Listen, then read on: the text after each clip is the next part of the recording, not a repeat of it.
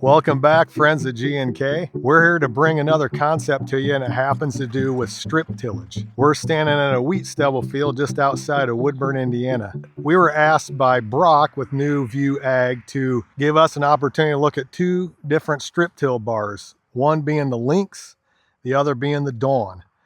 And we just thought we'd kind of show you what we found and what we saw, and just speak a little bit about what strip tillage might do for you or your operation, or something to think about moving forward. We sent a note out for those to participate in the field day here last week. It was an impromptu last minute deal. We didn't have a big crowd because it was kind of last minute, so we thought we'd bring some of this information to you in a video.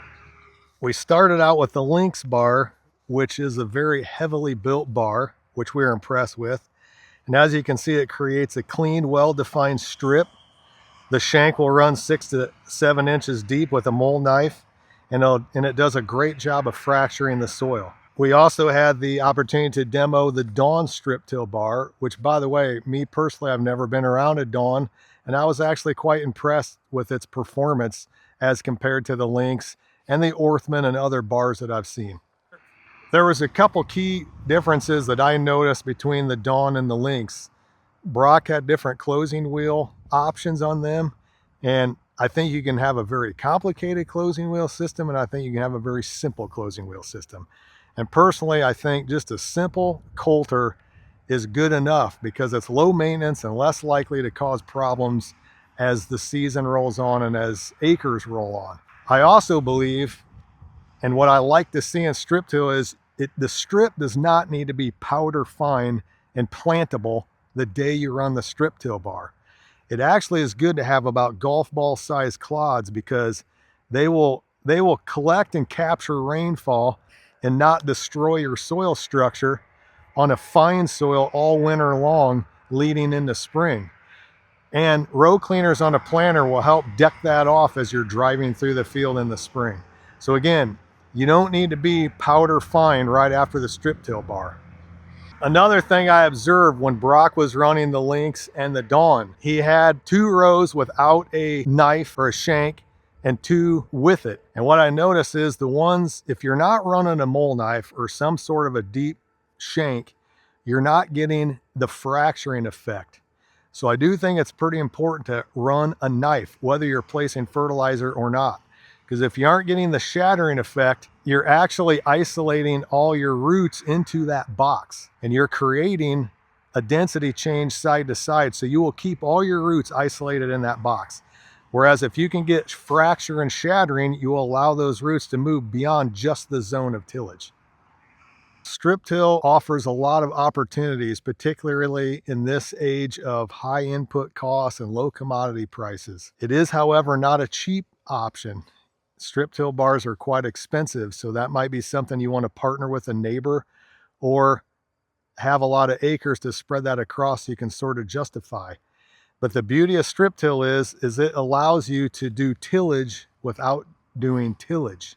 But let me first speak to a couple things to keep in mind. One of the real advantages of strip till that I like is the ability to place nutrients. So if we place nutrients in a strip, we can actually be about 40% more efficient versus broadcasting.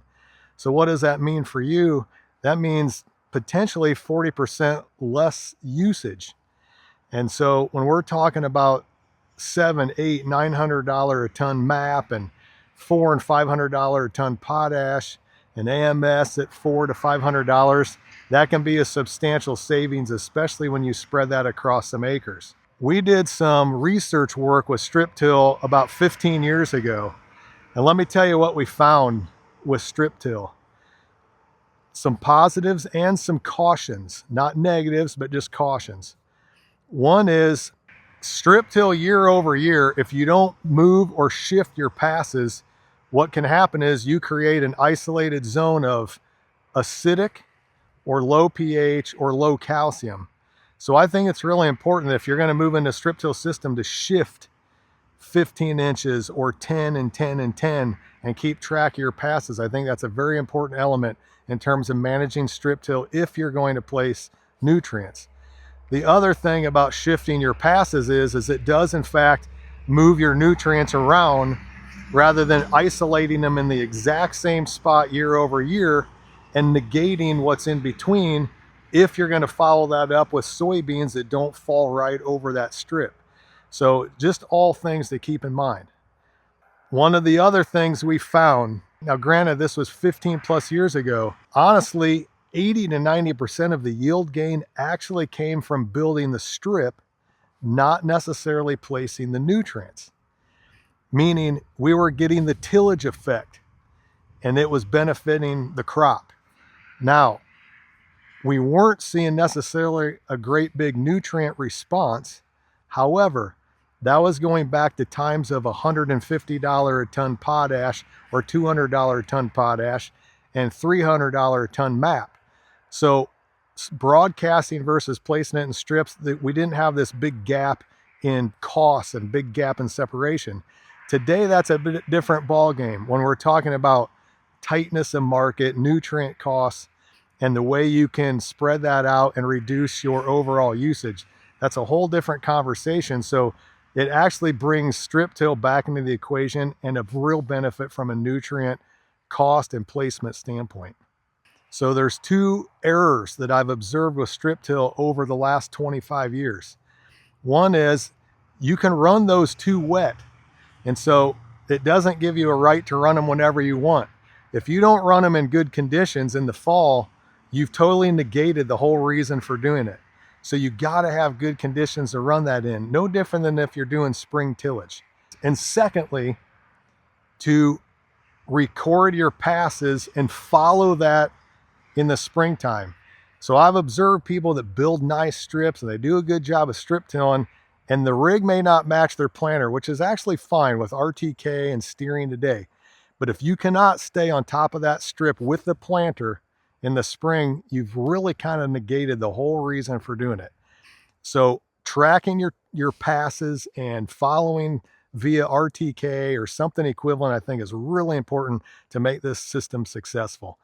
So what that means is you can't get through harvest and wait till November and say, well, beans are done, we're halfway through corn, let's start strip tilling, because you've just given up several weeks of good ground conditions potentially. So you gotta almost chase the combine out of the field. So that means you gotta be prepared and be ready to go. So that's something you really wanna keep in mind. We're back in this field about a week after we actually did the demo. So we've had a rain event and it's been driven on once as well. But here's one of the advantages or the reasons maybe to do strip till. Strip till is doing tillage without doing tillage. And what I like about that is I'm sitting on top of the strip, but in between the strip is undisturbed, and that ground is a lot firmer. So if you're farming heavier soils, lakebed soils, high exchanges, what do we fight in the spring? Soft conditions, wet conditions, maybe firmness of soil. The beauty of strip till is it allows you to get on here sooner because we have a firm pass to drive on, but your strip is loose and mellow and it's a good seed environment. So you're not waiting for that to dry out to drive on it. So it allows you to maybe get out there a little bit sooner.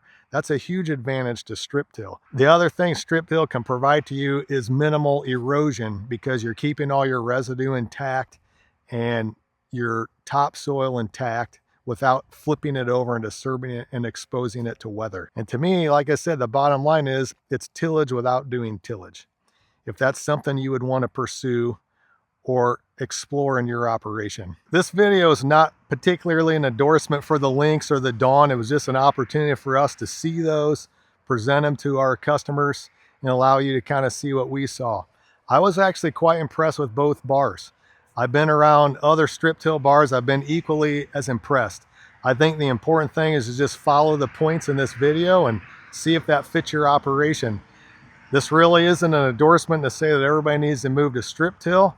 I just think it poses some opportunities and it poses some advancements that might help your farm, and it's something to consider. Thanks for tuning into this video. Hopefully we brought you along to a field day that you couldn't be at, and we appreciate those that did make it out to the event. If you have any questions around strip till, we would be glad to steer you in the right direction in terms of different bar options and different salespeople in that space. But hopefully You don't have any questions. I don't know. Tune in to our next video. We try to keep things coming as we see fit. And until then, like and subscribe to this channel. We'll see you in the next one. Yeah, we're almost to 1,000 subscribers. We really want to get to 1,000. So like them, subscribe, and share it with your buddies. Out. I'm in a hurry to get things done. Oh, why?